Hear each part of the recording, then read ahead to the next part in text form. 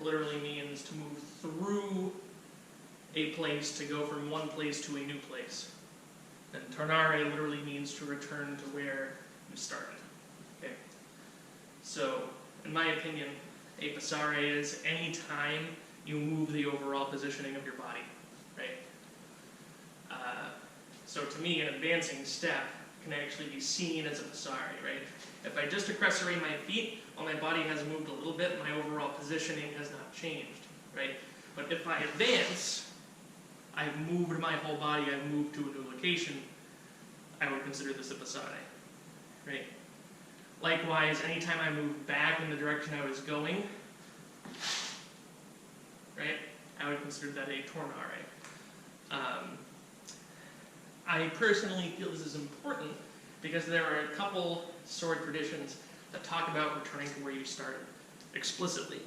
So we have some English sources that after you execute a device, they say return to your ground, basically go back to where you started, sort of the strike and fly backwards approach of silver, where basically you get in, you do what you need to do, and you get out, the get out being very important for your own safety.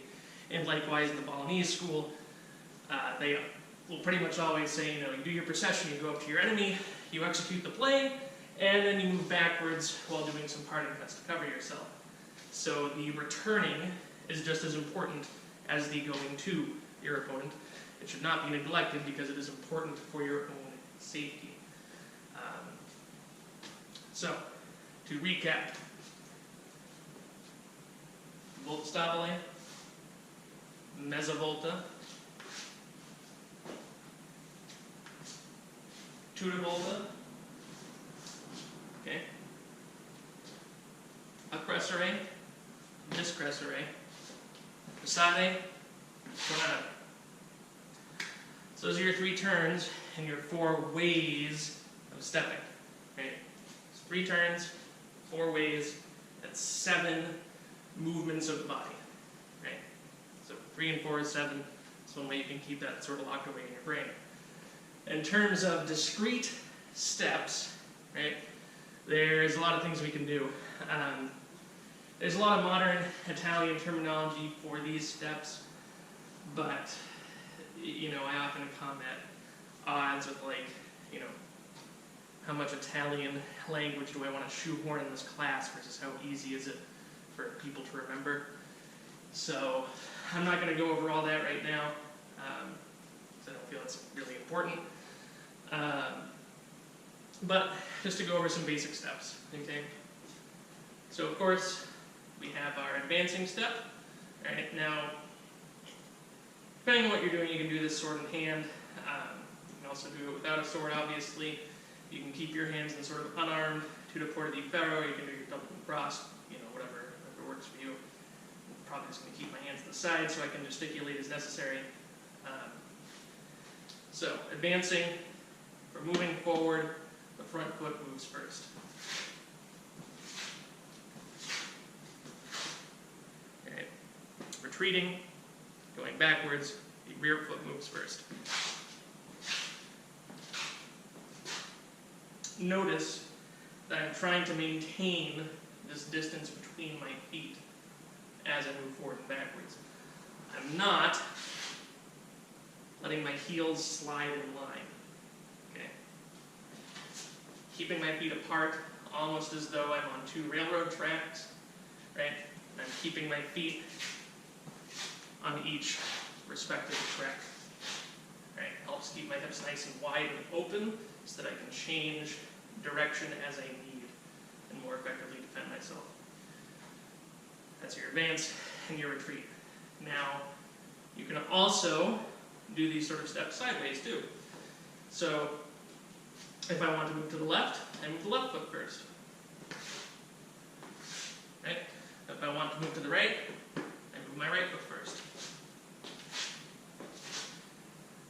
This idea doesn't change if I'm standing on the other side. If I want to move to the left, I move the left foot first. If I want to move to the right, I move the right foot first. Okay? Let's see. Sort of your normal passing steps. Again, remembering, sort of keeping the railroad idea in mind, that two separate tracks. Rear foot becomes a new front foot. As I place the front foot, it goes flat on the ground, and the new rear foot lifts the heel up. And I can also pass backwards. Right? Notice as my weight shifts backwards, this heel goes down. This heel already comes up before I move it, and it simply is placed backwards. Now you may also notice that because of the distance between my feet, as I pass forward, right, you still see my weight shifting side to side, right? This is important because this weight shifting gives us the impetus we need to be able to move side to side as necessary to avoid attacks and open up new lines of our own on our opponent, right? If you do like a sort of normal longsword pass, your weight is only ever going straight forward, right? So you're just going to run straight into your enemy, you're going to clash, your hands are going to go up, and you're going to wrestle and grapple, and you know how that goes, right? Always think about needing to move away or to the side if you need to, because if you have some jacked, burly dude with a big sword trying to score points on you, you probably don't want to be going straight towards that, right? So that's your passing.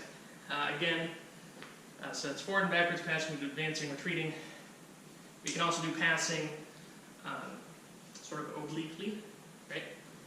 So like I talked about before, that sort of triangle step, I can do a mezza volta with my rear foot, and then finish with a tuta volta, right? And I can pass diagonally, right, to create a more notable change in direction. Okay. I can also pass in the other direction, right? So I can pass this way with the legs crossed. Okay. Now, what I would recommend here, various kinds of fencing have different things to say on this. If you step crosswise, like so, right, you don't really want to end here. It's not necessarily stable. There are ways you can make it stable, but that is out of the purview of what we're looking at. So if you ever step off the line like this, in your solo practice or in your sparring, in my opinion, you should always complete the step out here, right, so that your feet are no longer crossed, right? Because often what happens is when people drill, they'll end on this step, right? And if they go to use a similar technique on someone, they step here, and then their body stops, and then they get whacked, right? In fact, it's usually safest to pass, and then pass again, because this is where the attack is most likely to be coming from.